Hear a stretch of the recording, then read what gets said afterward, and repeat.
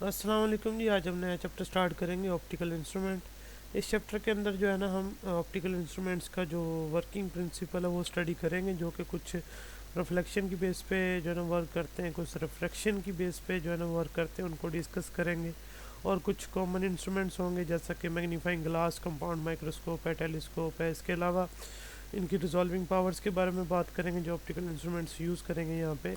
Spectrometer को study करेंगे और इसके अलावा स्पीड ऑफ लाइट को मेजर करने का एक्सपेरिमेंट स्टडी करेंगे यहाँ पे।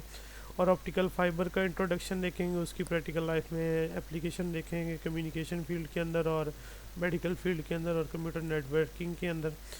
तो सबसे पहले तो देखें, least distance of distinct vision, इसे नियर पॉइंट भी बोलते हैं। तो ये एक नॉर्मल ह्यूमन आई से मिनिमम डिस्टेंस है जिसके ऊपर एक ऑब्जेक्ट जो है ना मौजूद हो और उसका शार्प इमेज जो है रेटिना के ऊपर बने, उसे हम नियर पॉइंट का नाम देते हैं। The minimum distance from the eye at which an object appear to be distinct is called least distance और डिस्टिंग विजन और नियर पॉइंट। नॉर्मल पर्सन के लिए इसकी वैल्यूज 25 सेंटीमीटर होती हैं और इसको डी से डिनोट किया जाता है। ऑब्जेक्ट को अगर आप बहुत क्लोज करेंगे, इस डिस्टेंस से आगे कर लेंगे, तो डेफिनेटली उसका इमेज ब्लर हो जाएगा और जो लोकेशन होगी उसकी नियर पॉइंट की, वो एज के साथ साथ वेरी करेगी। मीन्स टू से मैंने बोला कि नॉर्मल पर्सन के लिए ये वैल्यूज़ 25 सेंटीमीटर है और अगर 45 प्लस या 50 प्लस हो जाएंगे तो डेफिनेटली ये वैल्यूज़ जो हैं 25 सेंटीमीटर नहीं बल्कि 50 हो जाएंगी। उसके बाद अगर 60 क्रॉस करते हैं ना, वो 500 सेंटीमीटर तक जाती हैं। तो अगर 25 से आगे लेके आएंगे कोई भी चीज़, जैसे कोई बुक रीड कर रहे हैं उसको, तो डेफिनेटली उसका इमेज ब्लर हो जाएगा, वो आपको क्लियर नज़र नहीं आएगी। तो मिनिमम जो डिस्टेंस रिक्वायर्ड है एक ऑब्जेक्ट का आई से उसका शार्प इमेज रेटिना पे बनाने के लिए, उसे हम नियर पॉइंट का नाम देते हैं। ये शॉर्ट क्वेश्चन आता है। आगे चलिए, लीनियर मैग्निफिकेशन क्या होती है। देखें, ये सिंपली रेशो है size of the image to the size of the object is called magnification. हम सिंपली उसको एम से डिनोट करते हैं और आई ओवर ओ, आई इमेज के लिए और ऑब्जेक्ट के लिए। यहाँ वो कह रहा है कि हम इसको थोड़ा सा प्रूफ करेंगे, आई ओवर ओ जो है क्यू ओवर पी के बराबर है। यहाँ एक कन्वेक्स लेंस लिया गया, उसकी फोकल लेंथ एफ, उसकी डबल फोकल लेंथ 2f से डिनोट की गई है। 2f और f के दरमियान एक ऑब्जेक्ट प्लेस किया गया है। दो लाइट रेज को ड्रॉ किया गया है, एक ऑप्टिकल सेंटर से पास कर रही है सीधा स्ट्रेट, दूसरा लेंस के अपर पार्ट से आके रिफ्रैक्ट होने के बाद फोकल लेंस से पास करने के बाद दूसरी रे को मीट करती है और जो इमेज बनता है वो 2f से बियॉन्ड बनता है और रियल और इन्वर्टेड बनता है। तो इमेज का जो डिस्टेंस आएगा लेंस से उसे q से डिनोट कर देंगे, ऑब्जेक्ट का जो डिस्टेंस होगा उसे p से डिनोट किया हुआ है। तो हम यहाँ पर जो ट्रायंगल्स हैं उनकी लेंथ की रेशोज़ जो है ना वो कंपेयर करेंगे। एक ट्रायंगल इस साइड पे बनती है और एक राइट साइड पे बनती है। देखें, इस साइड पे जो है ए बी और ओ होगी, इसकी साइड पे जो है ना ओ बी प्राइम और ए प्राइम होगी। ये वाली ट्रायंगल जो है ए प्राइम बी प्राइम और ओ, इधर जो है ए बी और ओ।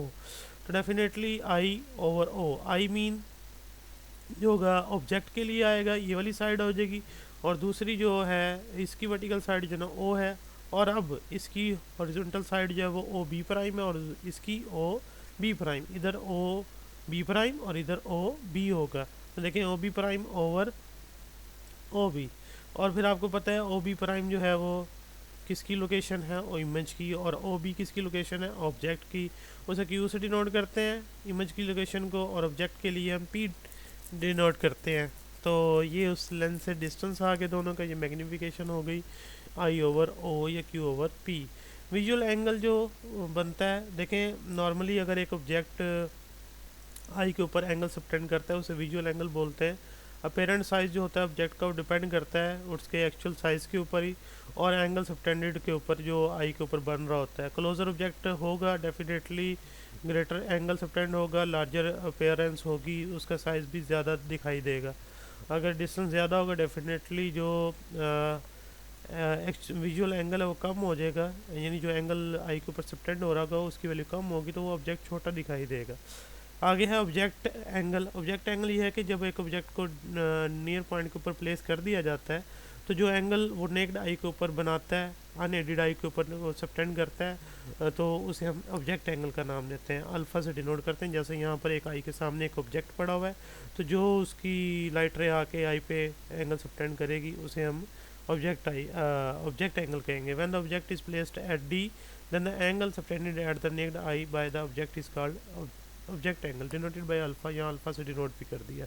उसके बाद अगर हम उसी ऑब्जेक्ट को किसी ऑप्टिकल इंस्ट्रूमेंट से देखते हैं, जैसा कि कन्वेक्स लेंस की मदद से देखते हैं, उसकी फोकल लेंथ के अंदर प्लेस करके, नॉर्मली तो हम डी से आगे नहीं देख सकते, क्योंकि डी से आगे करने से देखें, अभी आपने कहा कि नियर पॉइंट से जैसे क्रॉस करेंगे इमेज ब्लर हो जाएगा, लेकिन अब बिटवीन आई एंड लेंस जो है ना वो क्या लेके आए हैं, एक बिटवीन ऑब्जेक्ट एंड आई हम एक लेंस लेके आए हैं, और लेंस की फोकल लेंथ के अंदर जो है ना जो ऑब्जेक्ट प्लेस कर दिए वो स्मॉल, तो डेफिनेटली वो लाइट रेज रिफ्रैक्ट होने के बाद जो आई में इंटर होंगी वो इमेज बनाएंगी सेम साइड के ऊपर लार्ज और वर्चुअल इमेज बनाएंगी। अब जो इमेज एंगल सबटेंड करेगा आई के ऊपर, तो उसे हम नाम देंगे ये इमेज एंगल है। When the angle subtended by the image formed at D on the I is called image angle, और इमेज जो दिखाई देगा वो डी पे ही दिखाई देगा हमें, यानी हमारे नियर पॉइंट के ऊपर, इसको बीटा से डिनोट करते हैं। नेक्स्ट है एंगुलर मैग्नीफिकेशन। ये सारे शॉर्ट क्वेश्चंस हैं, तो ये एंगल्स की ही रेशो जो अभी आपने मेंशन की, ये इमेज एंगल होगा और जो ऑब्जेक्ट एंगल होगा इनकी आप रेशो लेंगे, इसे हम एंगुलर मैग्नीफिकेशन बोलते हैं। The ratio of the angles between angles subtended by the image as seen through the optical device, यानी कि कोई भी चीज़ आप यूज़ करते हैं, to that subtended by the object at the unaided eye is called angular magnification, तो beta over alpha. तो क्योंकि इससे इमेज का साइज़ बड़ा नज़र आता है एज़ कम्पेयर टू ऑब्जेक्ट, तो एंगल भी बड़ा होता है, तो इस एंगल्स की जो रेशो आती है उसे एंगुलर मैग्नीफिकेशन का नाम देते हैं। तो मैग्नीफिकेशन में ये होता है कि आप जो ऑब्जेक्ट किसी भी ऑप्टिकल इंस्ट्रूमेंट के ज़रिए देख रहे हैं, उसका जो इमेज दिखाई देगा वो उसके साइज़ से अपेरेंटली ज़्यादा होगा। ये चीज़ जो है ना वो मैग्नीफिकेशन कहलाती है, और एक ऑप्टिकल इंस्ट्रूमेंट की एक ऑब्जेक्ट के साइज़ को कितना बड़ा करके दिखाता है, ये उसकी मैग्नीफाइंग पावर है। अब यहाँ पर पढ़ रहे हैं रिजॉल्विंग पावर। ये रिजॉल्विंग पावर क्या होती है? ये एक ऑप्टिकल इंस्ट्रूमेंट की एबिलिटी है, जो कि एक ऑब्जेक्ट आप ऑब्जर्व कर रहे हो उसकी माइनर डिटेल कितनी वो सामने ला सकता है। मैं एक एग्जांपल लेता हूँ सिंपल सी, कि अगर आप एक पिक्चर लेते हैं किसी व्यू की, वो 5 मेगापिक्सल के साथ होती है, और एक 8 मेगापिक्सल के साथ, और एक 13 मेगापिक्सल के साथ। अब तीनों पिक्स जो ली गई हैं वो सेम व्यू की हैं, और लेकिन आप उनको अगर जूम करके उनकी माइनर डिटेल देखने की कोशिश करेंगे तो सबसे ज़्यादा क्लियर 13 मेगापिक्सल की पिक रहेगी। बाकी जो होंगे वो मैग्नीफाइन तो कर देंगे, यानी इमेज को हम क्लोज जूम तो करेंगे, लेकिन वो इमेज क्लियर नहीं रहेगा, यानी जो छोटे डिटेल है उसमें वो सामने नहीं आ सकेंगी। तो ये एबिलिटी जो है ना ये रिजॉल्विंग पावर कहलाती है। 2 पॉइंट सोर्स जो बहुत क्लोज होते हैं, नॉर्मली आई से वो एक ही पॉइंट नज़र आ रहा होता है, एक ही लाइट स्पॉट नज़र आता है, लेकिन जब आप किसी ऑप्टिकल इंस्ट्रूमेंट के थ्रू देखते हैं तो वो छोटा सा माइनर सा जो उनके दरमियान डिस्टेंस है, वो जो एंगल है उनके दरमियान वो रिवील होता है, और आप उनको सेपरेटली डिटेक्ट कर पाते हैं, तो ये उस ऑप्टिकल की रिजॉल्विंग पावर होगी।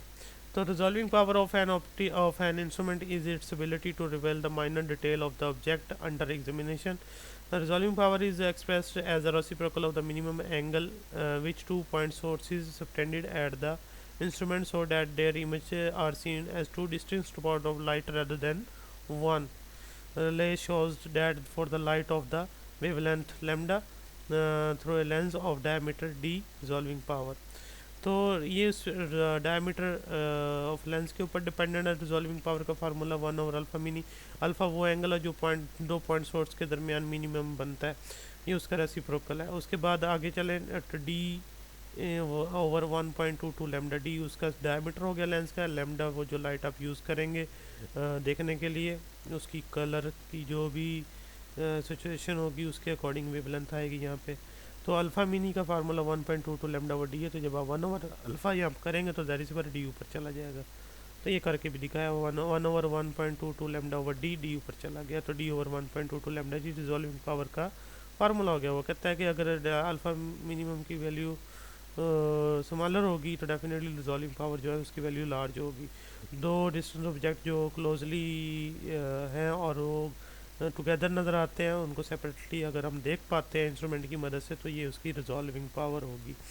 तो अगर हम ग्रेटिंग स्पेक्ट्रोमीटर यूज़ कर रहे हैं, दैन रिजॉल्विंग पावर जो है ना इस तरह से हो जाएगी, लेमडा ओवर डेल्टा लेमडा।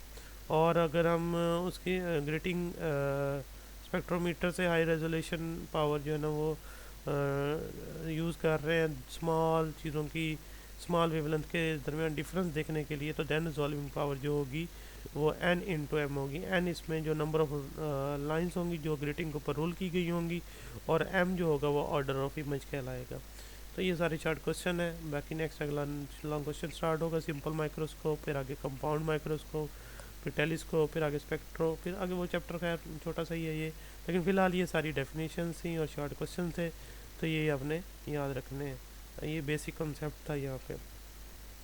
अगर कोई बात ना समझ आए तो आप पूछ लीजिएगा, बाकी नेक्स्ट इंशाल्लाह लॉन्ग क्वेश्चन पढ़ेंगे। अल्लाह हाफिज़।